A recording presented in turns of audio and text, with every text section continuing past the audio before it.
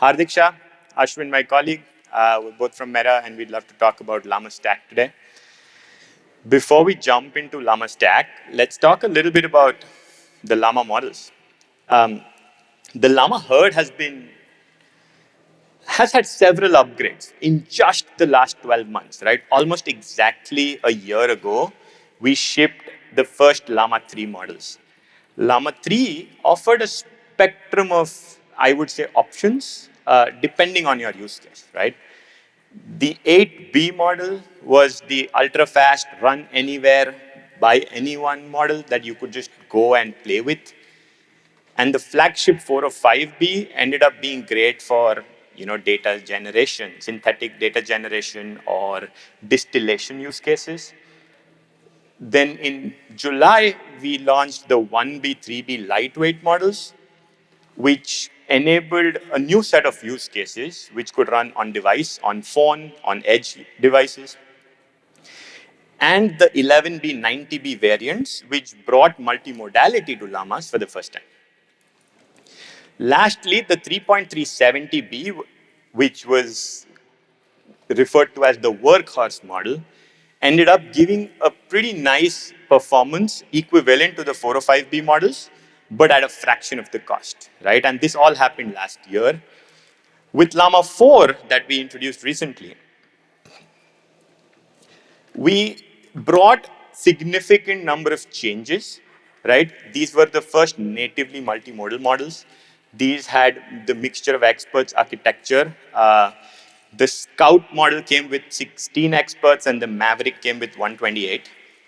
They offer strong performance on multilingual, long context, and multi-image reasoning use cases at a much lower cost compared to the industry.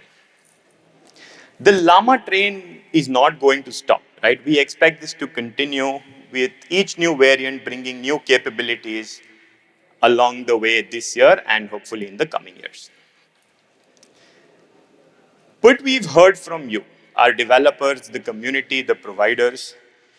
As we shipped these models, we got a lot of good feedback from the community, and developers in the community, the enterprise, government want to quickly start building apps, right? They want to get started quickly. They want to build reliably and safely without really losing control over their data. You have a difficult choice to make at this point.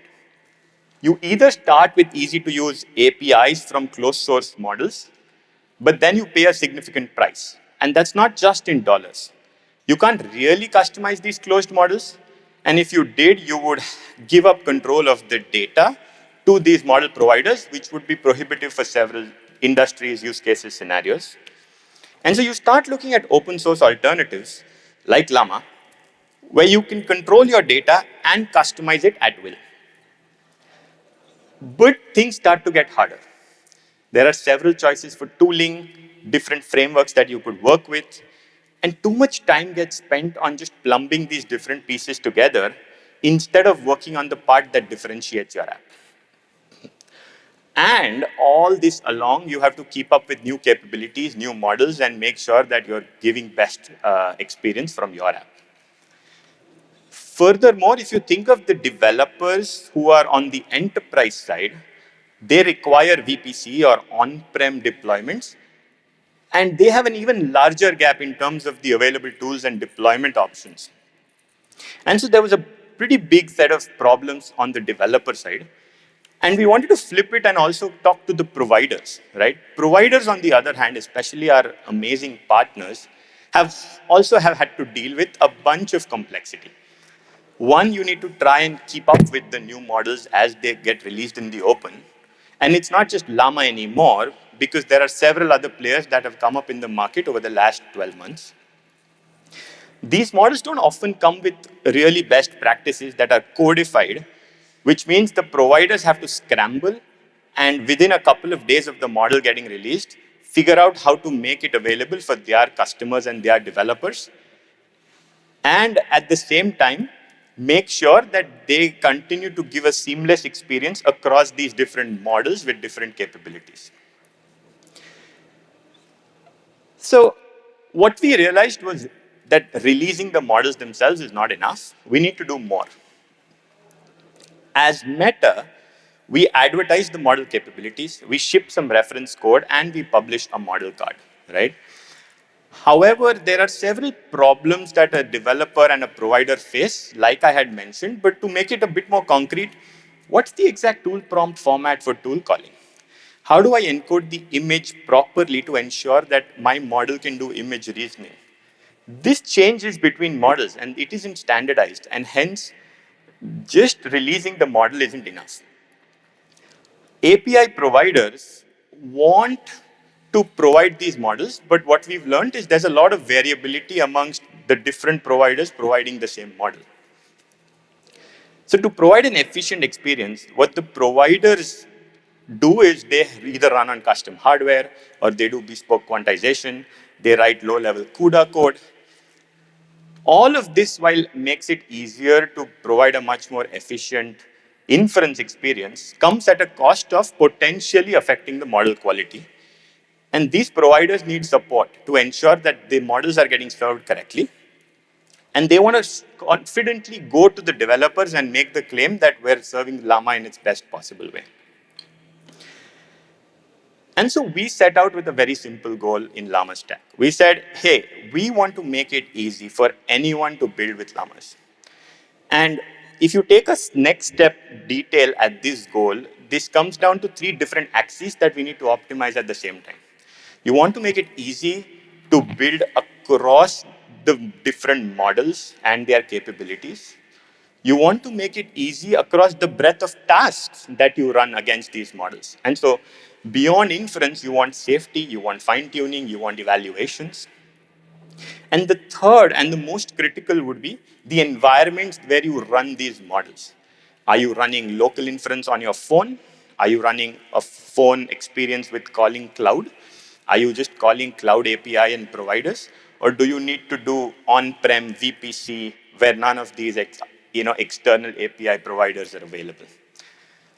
Our goal was to make it easy to build with llamas across these segments, and then we wanted to kind of go in and take one step to figure out what does it take to do that. So let's take a minute to understand what that really means. On the developer side, developers want a simple, easy endpoint for inference, right? Chat completions should just work out of the box with a couple of lines of code. Developers expect these scenarios to work out of the box on most standard scenarios, right?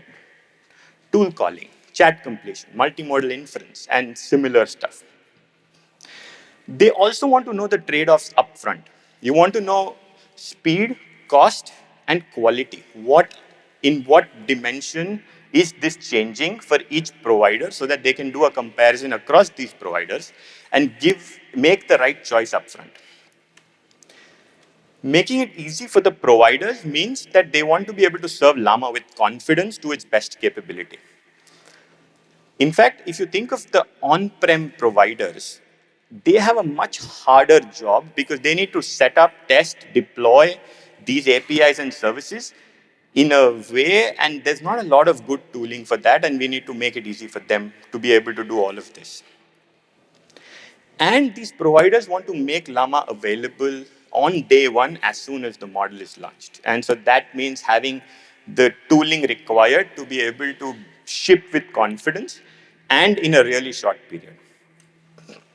But it doesn't stop there. Inference is just the start, right? To do any production grade app, developers need more APIs, fine-tuning, evaluations, memory, tool calling, agentic loops. They need tools to build and differentiate beyond prompt engineering.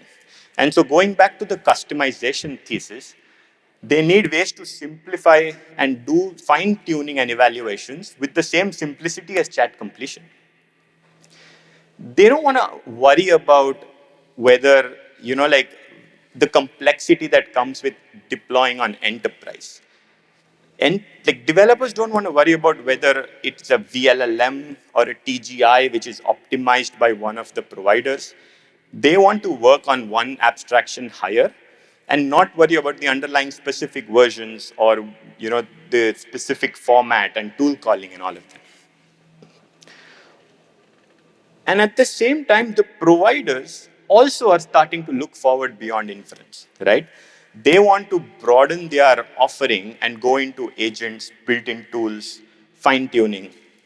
Providers want to they want to spend less time on standard platform stuff like server-side management of state or resources, and more on what differentiates them in the marketplace.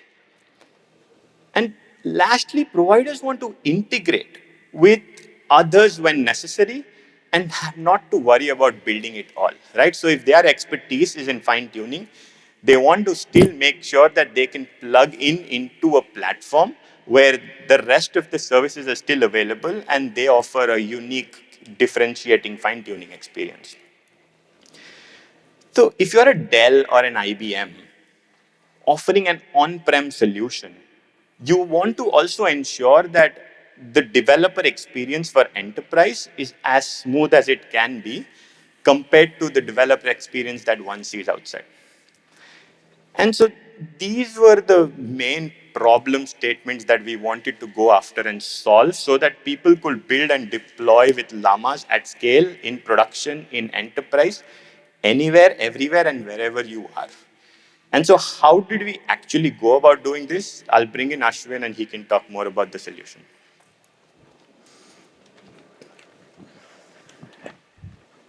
Yes, so thanks, Hardik. So we heard about how developers want to use llamas.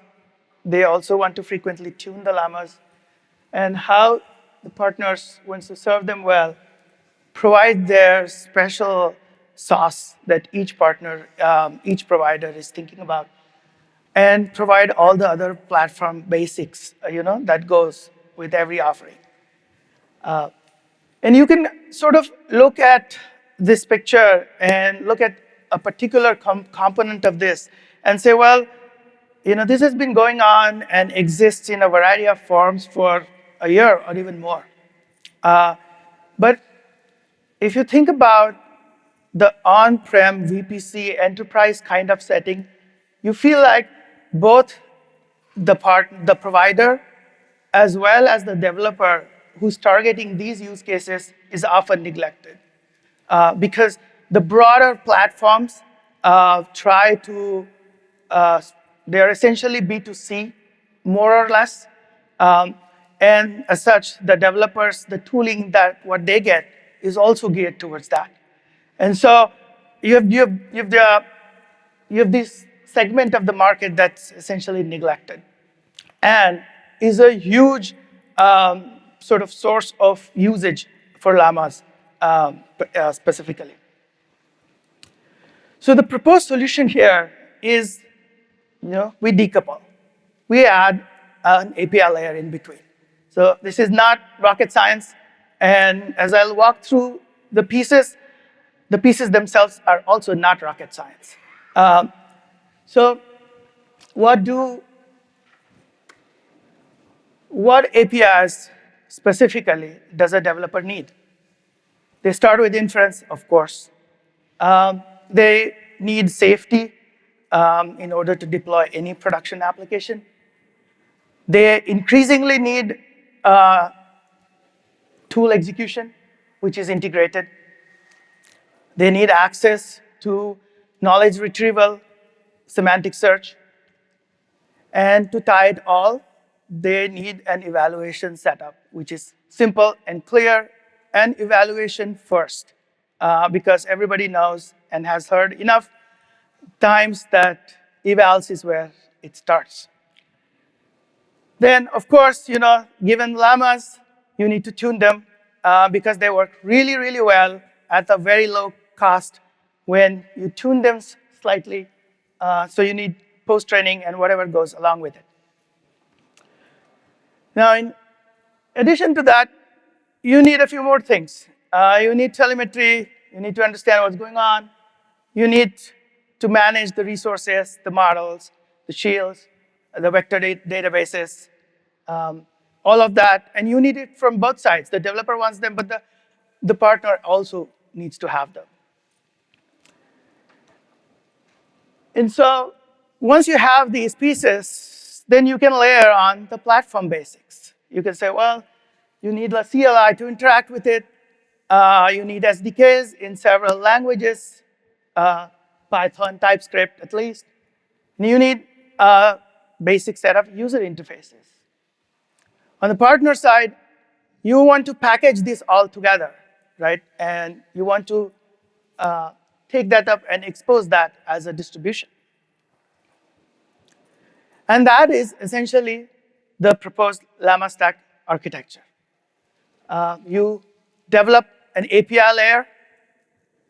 You put on, you standardize around it, and then developers and partners can both play in this open ecosystem equally. So does it mean we are going to develop our own crazy APIs for things that people have already sort of established soft standards on? No, don't think that makes sense. So we'll rely on OpenAI APIs for inference. We'll look to OTel for telemetry. We'll look to MCP for tool integration. But where these standards don't exist, or we think there can a pragmatic one can be made, we'll add them, specifically around retrieval, RAG, evals, and fine-tuning. We feel like we could make those things simpler. And then I think most importantly, we will work on a test suite for these APIs. Because I think you can make APIs, you can layer in, you can hide differences between the implementations. But the true test is, do these combinations actually work in practice? And this is where broad efforts like these tend to falter after starting with a lot of gung-ho. So I think we want to focus on a test suite, on inference. We start clearly with inference, with evals and benchmarks, and functional test suites around, hey, I'll give a simple example. You take tool calling with llamas, and you go to a big provider. I'm not going to name them. And you say, well, does it work? And they say, of course it works. Then you go to them and say, does streaming work with llamas? And they say, of course it works. What are you talking about? Then you go ask them, does tool calling with streaming work with llamas? Probably. And you can try to test it, and it doesn't. So you can start even before you go to evals. You have to have functional tests. Because if there is a small change in your whatever app-specific eval you had, and a new model came in, or you switched to a provider, and your eval showed a lower number, what are you going to blame first? I think you're going to go directly to the model and say, uh-oh, this model sucks, right? You are really not going to go digging into, oh, they just didn't actually transform the prompt correctly or had a small bug somewhere else. And as the chain becomes more complex, this becomes even more important.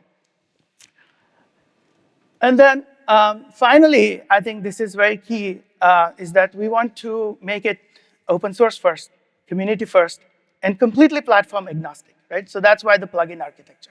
So everybody in the ecosystem can play, and they can shape these APIs in a properly governed OSS sort of model.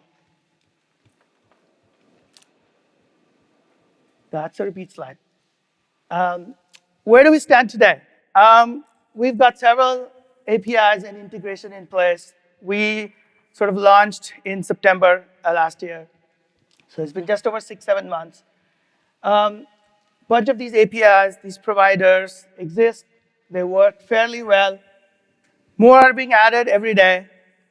There is support for out-of-tree providers as well. So if you have, if you're deploying this somewhere, you really do not want to contribute to a provider, but have into the main open source tree. But like Kubernetes have, external sort of providers that get transparently incorporated into the server. That works as well. And then from the provider, the partner side, you can package these components together, right? And then say, well, Dell, for example, packages a specific TGI inference server. NVIDIA is working on their TensorRT implementation and their NeMo platform, but expose it as a Llama Stack compliant server. IBM and Red Hat have been contributing very heavily and using their VLLM integration and their special sauce to package up a distribution. There's a number of other providers as well for inference, as well as on Vector IO, who have been working with us.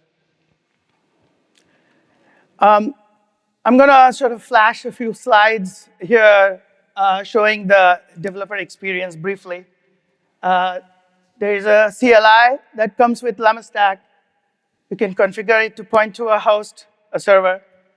And then you can just query that set of models that are served, or the safety shields that are served, or the vector databases that exist, all of those. And then you can use some simple utilities to try it out. It's very useful to get started quickly. We've got SDKs in a number of languages, Python, TypeScript being the most important supported ones. We've got integrated tool execution with our client SDKs and agent, small wrappers. And this should not be surprising you. This should be expected. This is kind of table stakes, really. What should surprise you is that this works, actually, when you switch out the providers, right? When you switch underneath and say, I want to use together instead of fireworks, and I want to combine that with some other kind of a vector IO thing, it works. Everything just transparently works. The agents continue to work. Now, there are other kinds of inference libraries out there, Light LLM, OpenRouter, which kind of provide abstraction layers of these kinds. But you will notice often that without the test suites that I talked about, there are these edge cases that tend to kind of fall through and not work quite well. Another really cool thing is our mobile SDKs. Our 1B, 3B models that we released September are quite popular, especially when they're int4 quantized on device. And so it's really useful for app developers to be able to use the same API, right? Inference chat completion, like, don't think about it. Because otherwise, if you try to drop down to the next layer for on-device inference, you'll quickly go mad, because it is extend and pack and other kinds of kernels and all kinds of complexity. All that gets completely hidden away by our mobile SDK integrations. You can do RAG on device as well, right? And so you could say my workload is like rather privacy sensitive, and I want cloud interfaces for few of these other APIs, but local interfaces for these others, and that also works. So that's pretty cool. I have a couple of demos here. Wait.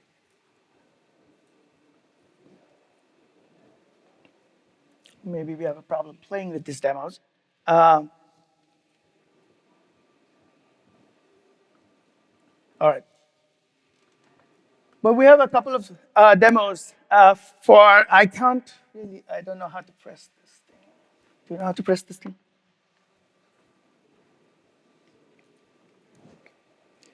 You try going to that screen. I see. How do I go to that screen?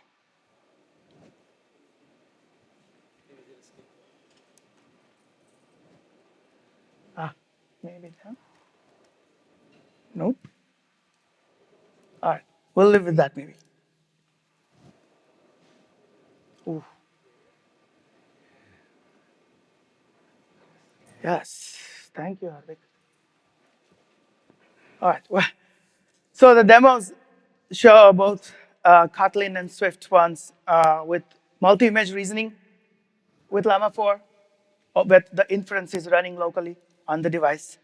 And a Q&A and calendar scheduling assistant, which is basically doing tool execution locally, right? So it is running the agentic loop with inference locally and call a tool which ends up scheduling an event into your local calendar, right? All of that works. The important part is that it all works with simple APIs. I talked about the test suite.